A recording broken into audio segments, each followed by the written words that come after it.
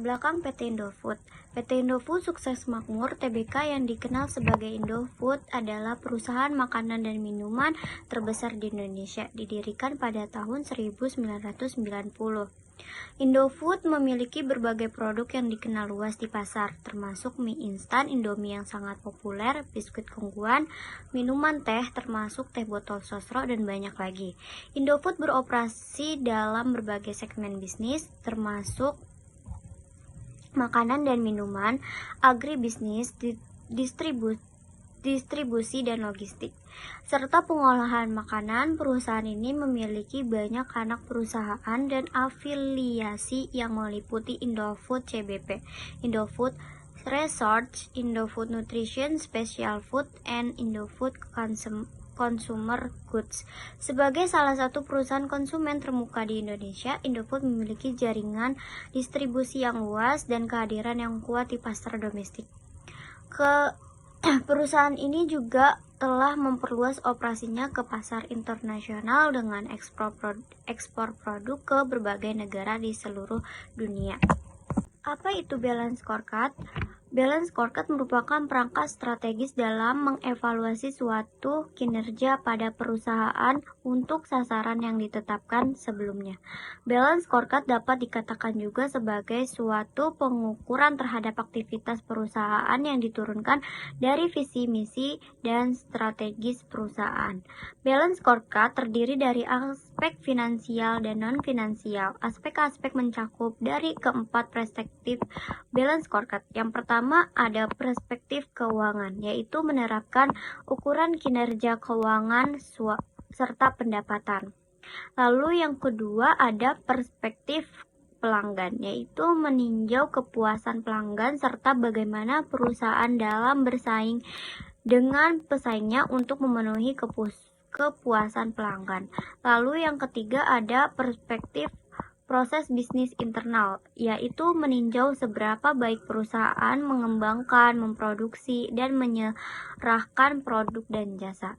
Dan yang terakhir ada perspektif pertumbuhan dan pembelajaran, yaitu digunakan untuk menilai kemampuan karyawan untuk berproses menjadi lebih baik.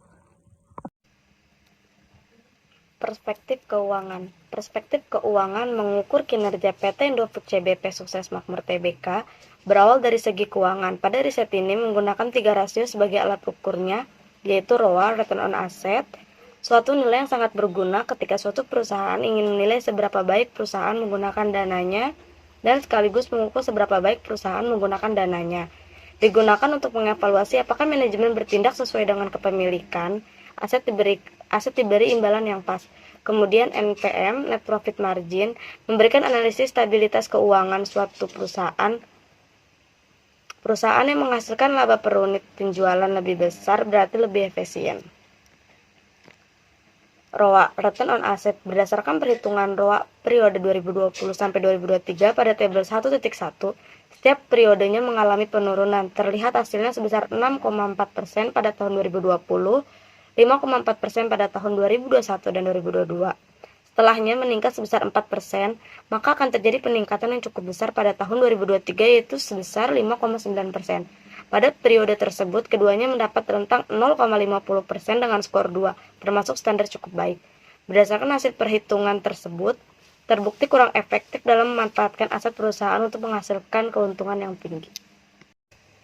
Perspektif keuangan. Dari hasil analisis tabel 1.2 dapat diuraikan pada periode 2020 sampai 2023, yaitu pada tahun 2020 sampai 2023 sama-sama mendapatkan rank kinerja 0,50% dengan skor 2, mendapatkan kriteria cukup baik, dibilang tidak ada kenaikan maupun penurunan kinerja, sehingga dapat dilihat kegiatan PT Indofood CBP Sukses Makmur Tbk periode 2020 sampai 2023 belum bisa dikatakan baik karena hasil pencapaian ROA belum memenuhi kriteria baik. Berdasarkan dari perhitungan NPM pada tabel 1.5, maka dapat diuraikan bahwa laporan keuangan PT Indofood berdasarkan NPM tahun 2020 sampai 2023 mengalami penurunan. NPM pada tahun 2020 mendapat hasil 14,1%. Sempat mengalami penurunan di tahun 2021 yaitu sebesar 11,3%. Pada tahun 2022 mengalami penurunan sebesar 7,1% dan pada tahun 2023 mengalami kenaikan yang lumayan jauh yaitu sebesar 10,3% yang dimana periode tersebut sama-sama mendapatkan rank 0,50% dengan skor 2 termasuk kriteria cukup baik. Kemudian ada perspektif pelanggan. Dari sudut pandang pelanggan yaitu dengan menghitung penerimaan kas pelanggan maka semakin tinggi pula keuangan perusahaannya. Nah, dari tabel 1.7 bisa disaksikan bahwasanya PT Indofood selama periode sebelumnya dan berikutnya mengalami peningkatan. Pada tahun 2019, penerimaan kas sebesar 7.398.161 triliun. Periode 2020 meningkat sebesar 9.336.780 triliun. Periode 2021 sempat menurun di angka 7.989.39 triliun. Periode 2022 mengalami peningkatan kembali sebesar 8.804.494 triliun. Dan pada periode 2023 mengalami kenaikan yang cukup tinggi sebesar 12.415.5 triliun rupiah. Keahlian PT Indofood tercermin dari kinerjanya yang tercatat dari sudut pandang pelanggan, memberikan kepuasan kepada anggotanya dan pelanggannya yang tercermin dari penerimaan kas pelanggan periode 2020 sampai 2023 berdasarkan data keuangan PT Indofood sebesar 26% tanpa pertumbuhan kinerja pada tahun 2020 tentang skor 2 termasuk kriteria cukup baik. Tahun 2021 sebesar minus 14,4% dengan kinerja menurun tajam dengan skor 1 termasuk kriteria cukup baik. Pada tahun 2022 persentasenya meningkat yaitu 10,2% termasuk kriteria cukup baik.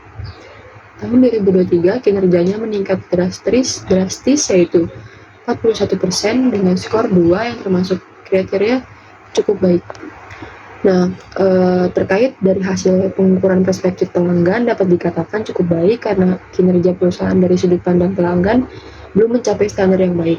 Kinerja perspektif pelanggan masih kurang optimal, oleh karena itu diperlukan strategi yang baik untuk mempertahankan konsumennya untuk melakukan transaksi berulang. Kemudian yang ketiga ada perspektif proses internal bisnis. Untuk mengukur kinerja PT Indofood pada perspektif ini, maka perhitungannya menggunakan operating profit, yaitu diperoleh dari hasil penjualan atau pendapatan usaha yang dikurangi dengan biaya yang terkait dengan penjualan dan biaya produksi. Nah, bisa dilihat dari hasil tabel 1.9 pada tahun 2020 mendapatkan operating profitnya sebesar 53,2%. Pada tahun 2021 mengalami kenaikan yang cukup drastis yaitu 63,2%. Pada tahun 2022 mengalami kenaikan lagi sebesar 69,4% dan pada tahun 2023 mengalami kenaikan lagi sebesar 74,9%. Kemudian ada range kinerja dari hasil analisis tabel 2 dapat diuraikan pada periode 2022 dan 2023 yaitu sama-sama mendapatkan range kinerja 51-100% dengan skor 3 mendapatkan kriteria yang baik. Mengalami kestabilan kinerja maka dapat dilihat dari kinerja PT Indofood pada periode 2020-2023 dapat dikatakan baik karena kinerja perusahaan dalam pencapaian perspektif proses internal bisnis ini memenuhi kriteria yang cukup baik.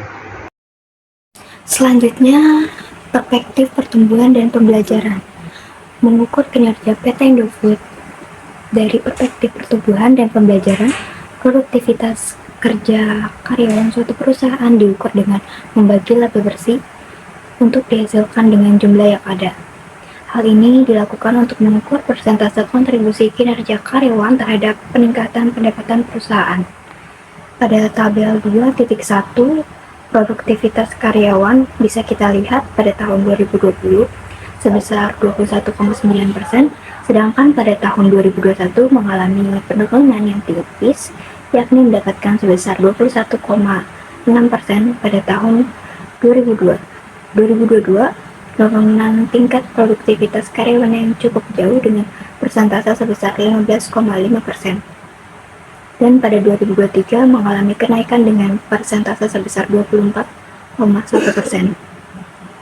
Pada tabel 2.2 range kinerja penilaian scorecard perspektif pertumbuhan dan pembelajaran bisa kita lihat pada periode 2022 sampai 2023, yaitu yang dimana sama-sama mendapatkan range kinerja 0 sampai 50% dengan skor 2, mendapatkan kriteria yang cukup baik. Tidak ada kenaikan ataupun penurunan yang terjadi pada periode tersebut. Dari hasil tersebut dapat disimpulkan bahwa tingkat produktivitas karyawan pada periode 2020 sampai 2023 dapat dikatakan cukup baik berdasarkan pengukuran kinerja scorecard karena belum memenuhi kriteria. Selanjutnya, pembahasan di tabel 2.3 perhitungan kinerja perusahaan dengan balance scorecard 2020 sampai 2023.